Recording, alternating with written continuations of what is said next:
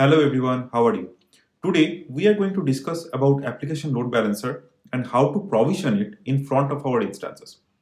This use case is widely used and commonly known as to secure the application over internet. ALB is our primary level of security where we don't expose our servers directly to internet. In this video, I have given one demo.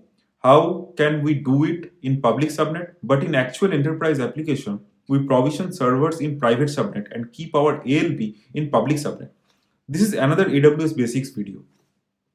If you are new to this channel, kindly like, share, subscribe and comment your thoughts. Let me know what you liked and what you didn't like. I will try to make some recommended video from you guys if you have any. So sit tight and enjoy. So what we will do in this session? So we will spin up one application load balancer in front of our two servers. So we will, first of all, we will spin up two servers and the flavor of the server is Ubuntu. So we will spin up one EC2 with Ubuntu and another EC2 with Ubuntu as well. And we will install a couple of user data in it. So what is user data? How to install that? If you have not seen the video, please watch my previous one. So upon installing the user data, after launching the instance, it will install the user data and the instance will be prepared. After launching the instance, we will create one target group with the instance, and with that target group, we will place one application load balancer with that target group. So user will directly reach to this application load balancer to reach to our instances. So we will not directly expose our instances to the user. Instead, we will expose our application load balancer, which will in turn redirect our traffic to those instances. So this is very much important to know and the key features of application load balancer. So let's go to the next one, where I will show that why is it important to have an application load balancer.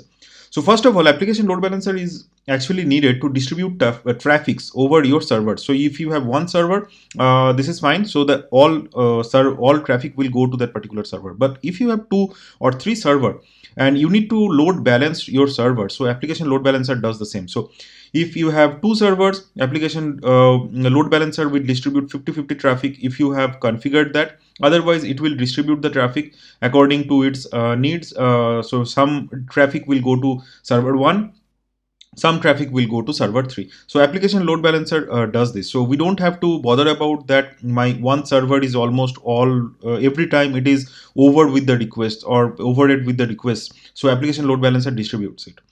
Next one is that we are not exposing our servers directly over internet. So this is very much vulnerable. So our servers are vulnerable if we expose directly our servers over internet. So instead, what we are doing, we are actually exposing an application load balancer to the server, to our internet, and application load balancer reach those servers in turn.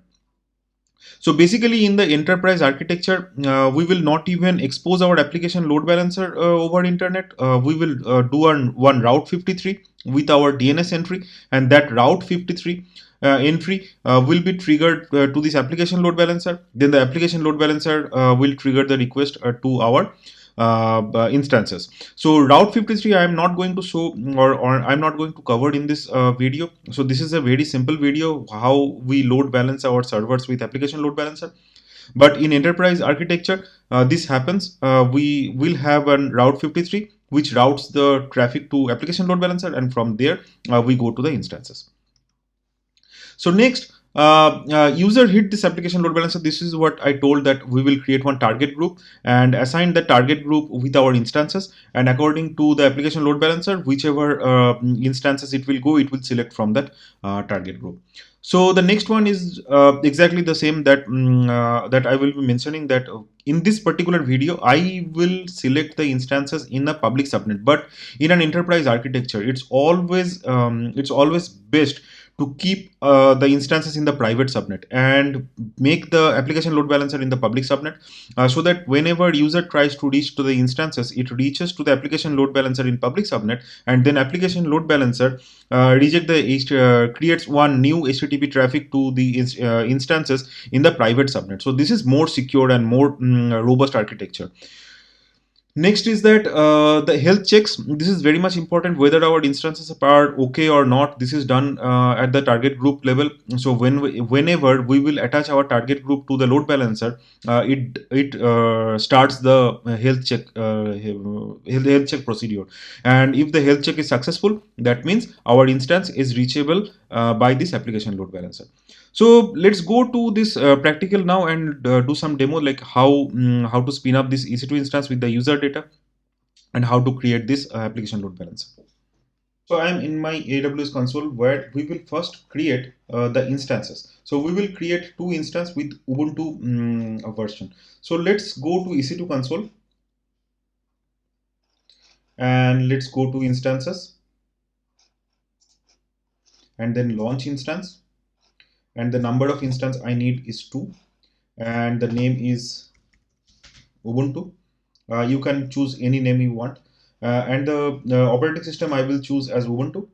And then the main part is the key pair. I don't need a key pair right now, and the VPC architecture is fine. This is my default VPC. I will launch my instances in this default VPC. Now for security group, this is fine. To create a security group, it will create a launch wizard one kind of security group where it is showing that allow SSH from anywhere. I will also select that allow HTTP traffic from internet so that I can show you what is going on. After that, we will select this HTTP. We will modify this security group and point it from our application load balancer so that user cannot directly reach our instances over internet. Instead, they have to reach these instances via application load balancer. So as of now, for this configuration, I am selecting this one so that I can reach these instances directly, but we will modify this later.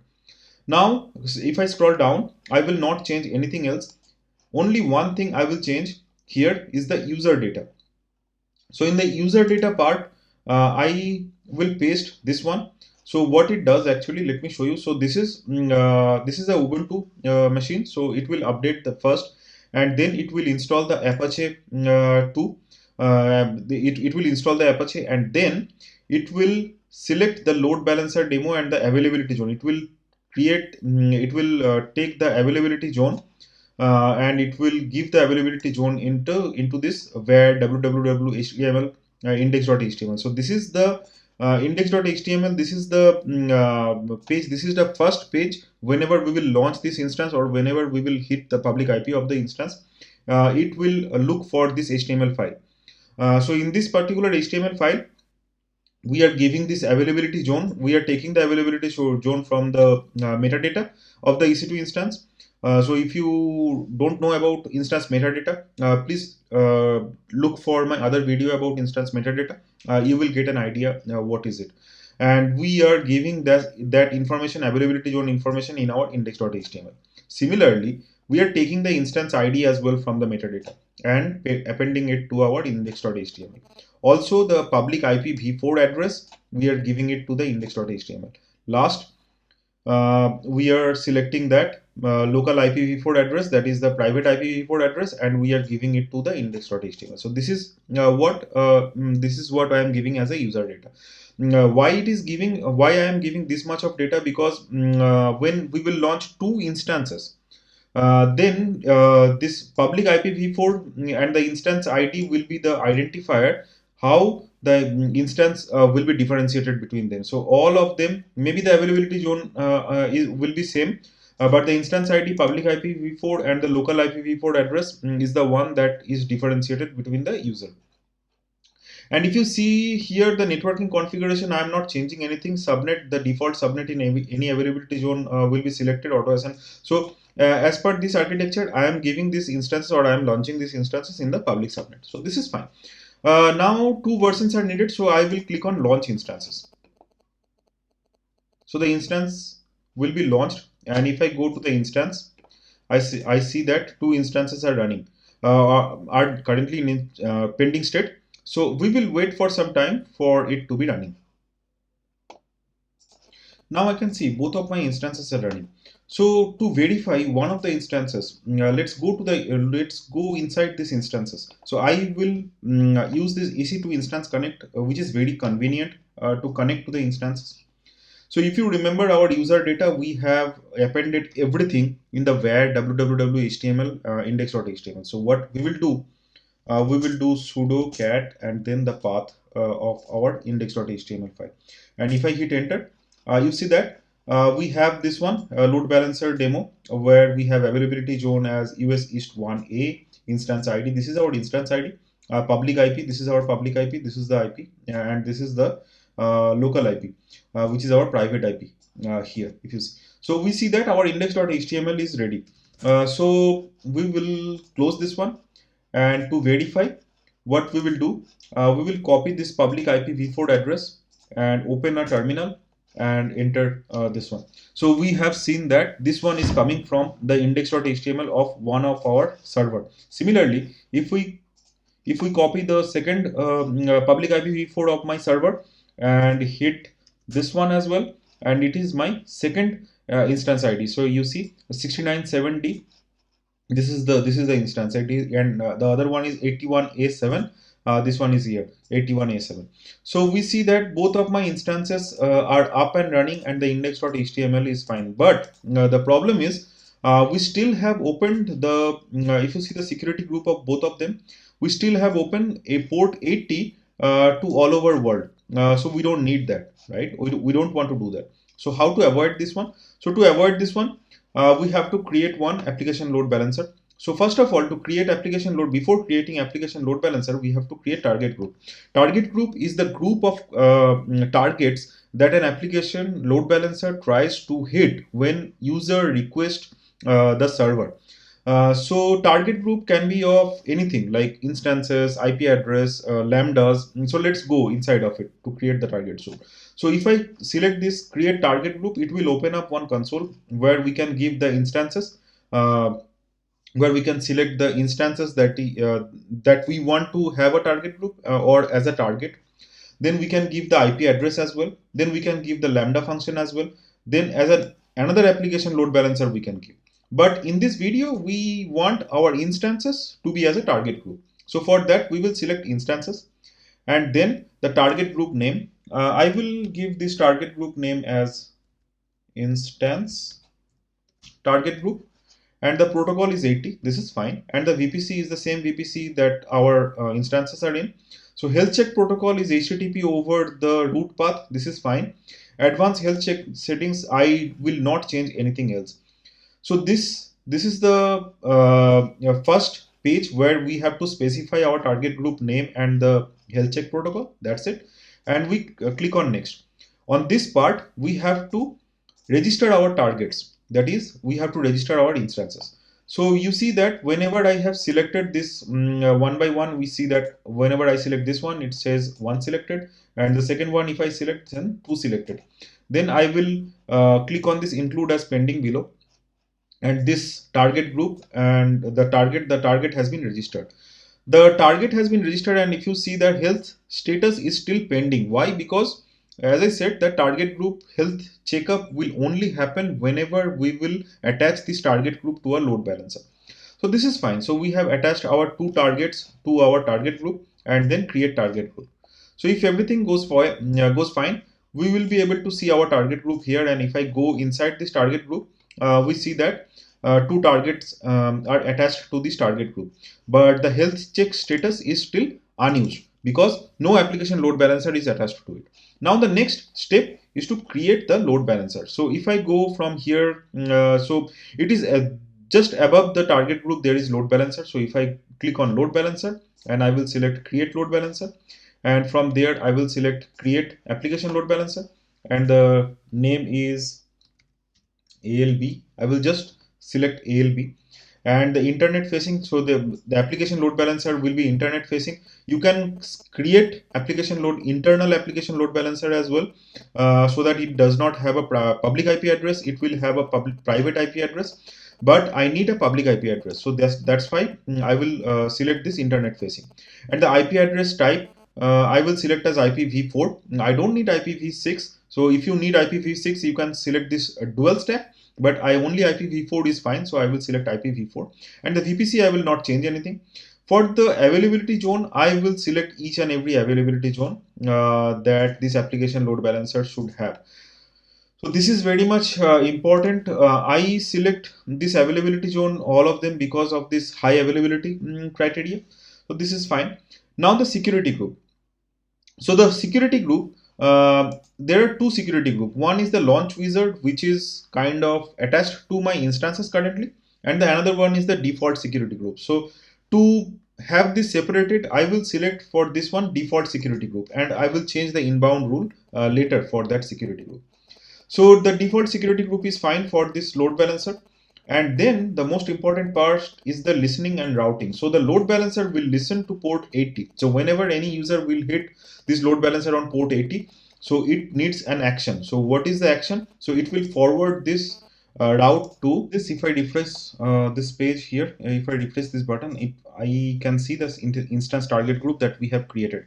So it will listen, the application load balancer will listen to port 80, and whenever it found any request, it will forward that to our instance target group. That's fine, and we will not change anything, and we will create the load balancer. Okay, so sorry, I don't know how it deselected again.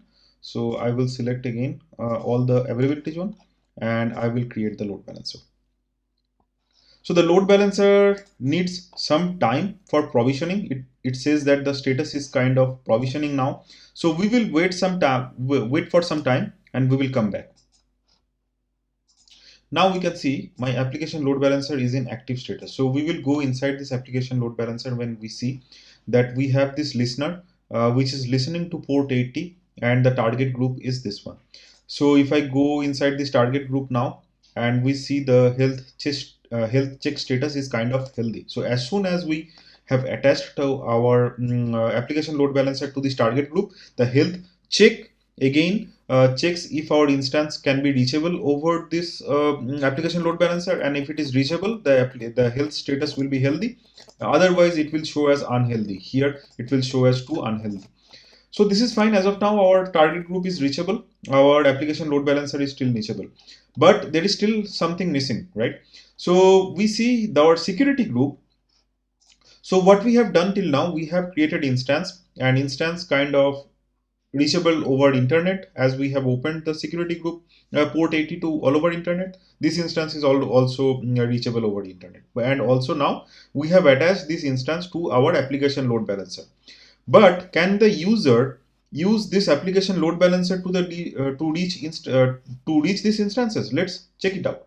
So to do that, we have this application load balancer DNS name. We will copy this one, and we will paste it here, and we will hit enter.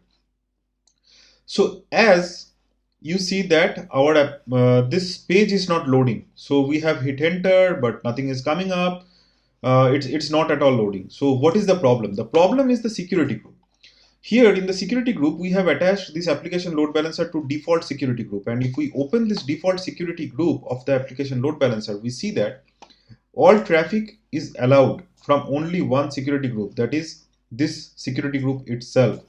So what we have to do, we have to edit this inbound rule, and we have to add a rule that we need HTTP traffic